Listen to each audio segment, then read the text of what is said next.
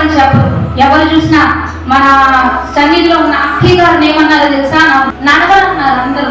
ఇక అయిపోయింది నీ పని, మీకు మంచంలోనే అన్నారు. చీకటి శక్తులు వెళ్ళిపోయేవి, రోజు చంపాలని చూసేది. ఇక ఆ మంచంలోనే అన్ని కృంగిపోతా అందరూ కృంగీకరించారు.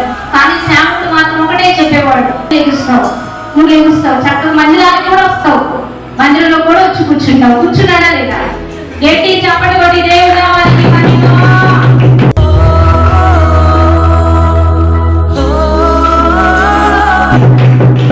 నడవలేని వ్యక్తి నడుస్తున్నారు, మందిరంలోకి వస్తున్నారు, పని చేసుకుంటున్నారు. తన కాళ్ళ మీద, అంటే యాక్సిడెంట్ అయినప్పుడు చాలా మంది మంచంలో పడిపోయి వాళ్ళు ఉన్నారు. ఆలోచించండి, ఆయనే చేశాడని, ఏంటి సాక్ష్యం దేవుడు చేశాడని మీరు అనుకుంటే, చిన్న యాక్సిడెంట్ అయ్యి కాళ్ళు చేతులు విరిగిపోయి ఇప్పటికీ మనసులో ఉన్న వాళ్ళు చాలా మంది ఉన్నారు. చూడండి, చాలా మంది ఉన్నారు. కానీ మరి ఆ యాక్సిడెంట్ సమయంలో కూడా మరి ఆ బిడ్డను దేవుడు స్వస్థపరిచి సంఘంలో ఉంచాడంటే దేవుని కార్యమే.